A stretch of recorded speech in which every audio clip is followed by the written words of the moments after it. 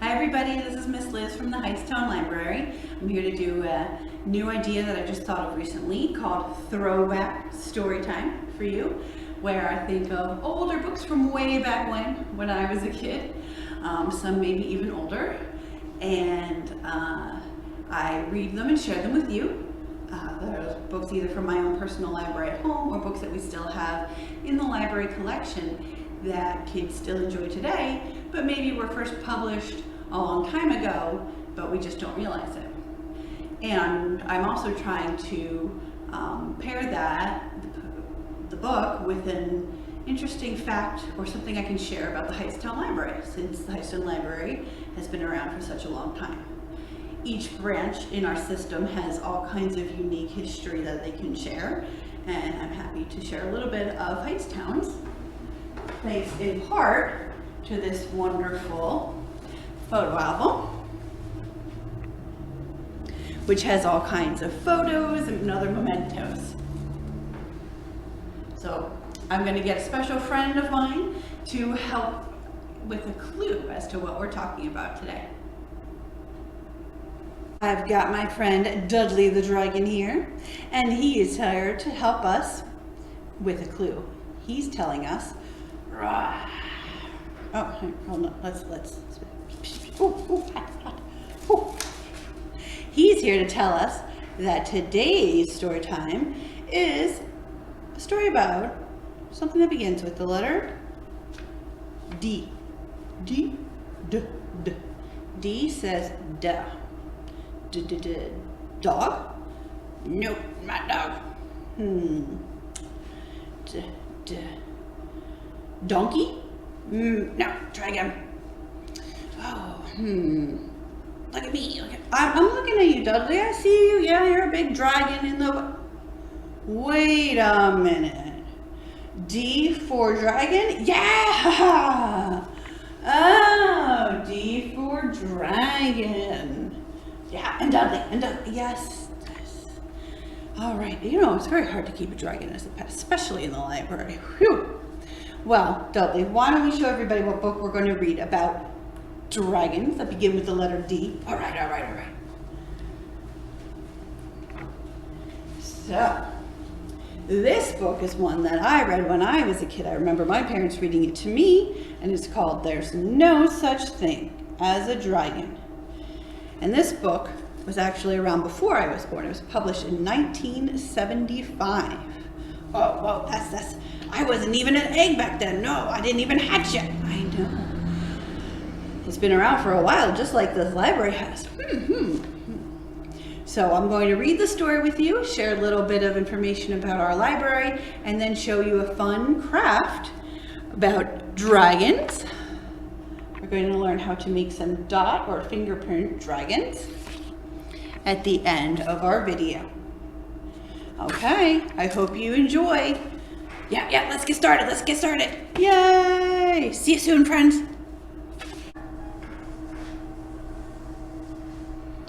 There's No Such Thing as a Dragon. Story and pictures by Jack Kent. So Jack Kent is the author and the illustrator. Billy Bixby was rather surprised when he woke up one morning and found a dragon in his room. It was a small dragon, about the size of a kitten. And what does a kitten say? Meow. The dragon wagged its tail happily when Billy patted its head. Billy went downstairs to tell his mother. There's no such thing as a dragon, said Billy's mother, and she said it like she meant it.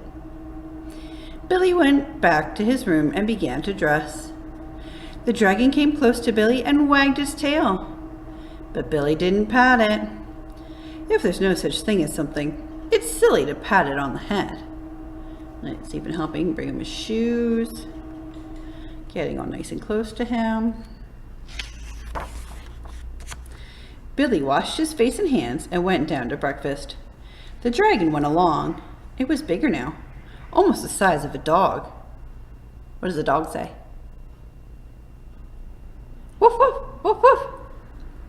Billy sat down at the table. The dragon sat down on the table. This sort of thing was not usually permitted. It's not usually allowed. But there wasn't much Billy's mother could do about it. She had already said there was no such thing as a dragon. And if there's no such thing, you can't tell it to get down off the table. Mother made some pancakes for Billy, but the dragon ate them all. Yum, yum, yum, yum, yum. Mother made some more, but the dragon ate those too. Mother kept making pancakes until she ran out of batter. Billy only got one of them, but he said that's all he really wanted anyway. I don't know, I'd be pretty bummed if I only got one pancake. I love pancakes. Do you like pancakes? Billy went upstairs to brush his teeth. Mother started clearing the table. The dragon, who was quite as big as Mother by this time, made himself comfortable on the hall rug and went to sleep.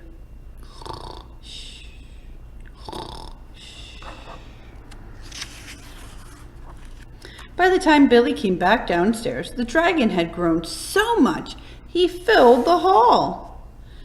Billy had to go around by way of the living room to get to where his mother was. "I didn't know dragons grew so fast," said Billy.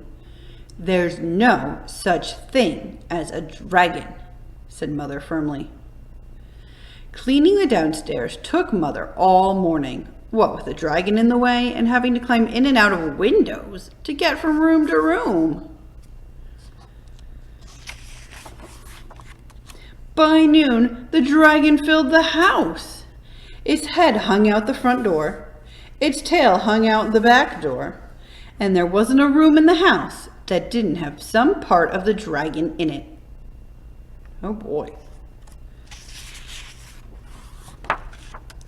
When the dragon awoke from his nap, he was hungry. A bakery truck went by. Beep, beep. The smell of fresh bread was more than the dragon could resist. The dragon ran down the street after the bakery truck.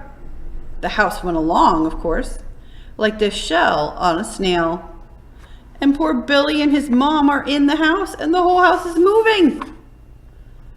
Oh my goodness. What's going to happen next? The mailman was coming up the path with some mail for the Bixbys when their house rushed past him and headed down the street. He chased the Bixby's house for a few blocks, but he couldn't catch it. And this is where it's supposed to be. When Mr. Bixby came home for lunch, the first thing he noticed was the house was gone. Luckily, one of the neighbors was able to tell him which way it went. She's pointing down that way. Could you imagine coming home from somewhere and your house wasn't there? That is pretty silly. Mr. Bixby got in his car and went looking for the house. He studied all the houses as he drove along, so he's looking at each house carefully. Finally, he saw one that looked familiar. Billy and Mrs. Bixby were waving from an upstairs window. Help, help. And what's the dragon doing? He's eating the bread from the bakery truck. The poor truck is knocked over. The poor driver has his hat on silly. Oh, this dragon. Mr. Bixby climbed over the dragon's head onto the porch roof and through the upstairs window. "How did this happen?" Mr. Bixby asked. "It was the dragon," said Billy. "There's no such thing," Mother started to say. "There is a dragon," Billy insisted. "A very big dragon." And Billy patted the dragon on the head.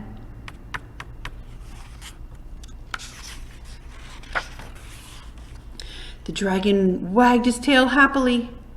Now what do you think's happening?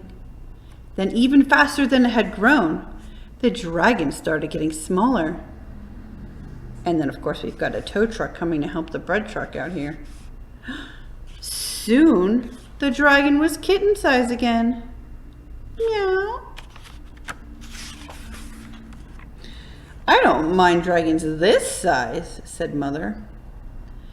"Why did it have to grow so big?" "I'm not sure," said Billy, "but I think it just wanted to be noticed." So finally, when Billy and his mom and dad noticed the dragon and gave him a pat on the head, he got smaller, and now he's eating out of a bowl that says dragon, kind of like a dog would eat out of a dog bowl. I don't know if that's the best pet to have. The end. So of course, for our throwback part, we need to have some kind of pictures or evidence from the past. So here we've got our Hightstown Memorial Library photographs of its first century. This is put together by, I think, volunteers from the past. And in going through, I found this invitation that is an invitation to the dedication of the addition to the library. So originally the library just looked like this, and in 1975, when There's No Such Thing as a Dragon was published, there was also the completion of this edition, which goes alongside Petty Lake, and this is where we have some seating areas, and we've got our young adult books, our biographies and mysteries for adults, and our adult nonfiction. And we are over here, or at least that's where I am right now, in the community room. That didn't exist in 1975. That came much later. So the year that There's No Such Thing as a Dragon came out is also the year that our library got a little bit bigger.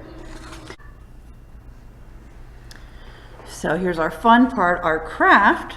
So we have the option of doing a fingerprint stamping with your fingerprints, and you can either use washable markers to color your fingerprints and stamp them along and then draw the details of the dragon on it. Or if you have ink pads, you can also stamp your fingers into the ink pad and then stamp them onto the paper. Regardless of how you do it, I would recommend stamping the triangle here for the middle of the body and then stamping outward, either starting with the tail or the neck and the head. And the head, I just did 1, 2, 3 fingerprints. And then I used a black marker to add on all my details, my eyes, nose, mouth, and of course spikes. And a giant spike for the tail, some feet with some claws. If you don't want to get your fingers messy, or if you happen to have the dot markers, I know these are really popular. These are like those bingo dotting markers. We use them a lot here at the library. They're pretty popular. They're good for the little ones, of course, because they're nice and chunky, so they're good to hold. You can use them instead of your fingers and stamp, stamp, stamp in whatever kind of pattern. This might be a good time to talk about some kind of patterns. Green, purple, blue, green, purple, blue. Again, I started with my triangle of the middle body and then went outward. And again, I did stamp and stamp right next to each other and a stamp on top for the head shape. And then drew my spikes. This one I didn't get as carried away, did some different spikes, different kind of feet. Or of course, another fun way to do it is with paint. So if you've got finger paint or whatever kind of paint you may have, you can go ahead and put that on a little plate. A little bit at a time, of course, because you're not going to need too much. And you're going to do fingers in it. This may not be good for everybody. Some kids don't like that feeling, you know, the texture and feeling of paint. But you'll know what kind of kid you have, of course. So I'll start by dipping my finger in the paint. It feels quite cold and wet. And I'm going to start by doing my triangle for the body. Make sure my triangle's got a point. Whoops, up here. It's got quite a large point. But I like as I go, I can see the detail of my fingerprint more when I have less paint on it. Okay. And then I'm going to use one finger at a time. I'm going to use my pointer finger for the red. I'm going to use my tall man finger, if you remember from the Where's Thumbkin song, for the blue. And that way I can alternate and make my pattern.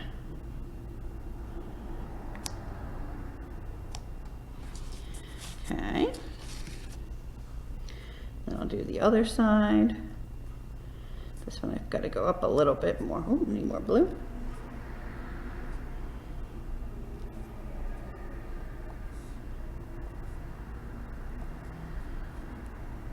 Okay, here I'm going to make my red for the head. You could go out and then one more to go up. All right, and I think in the middle I'm just going to do a whole nice little combination there. And when you mix red and blue, you might see a little bit, I don't know how well you can see, but we're getting purple. Might mix in a few more blues in there. Sorry if you can hear all the traffic going through. I'm in our community room at the Hightstown Library, and if you've been here, you definitely know it is a later edition, way later to 1975, like I was talking about in this video, and it is the closest thing to the street, so we hear all the traffic out there. So then we'll wait for this to dry, clean off our fingers.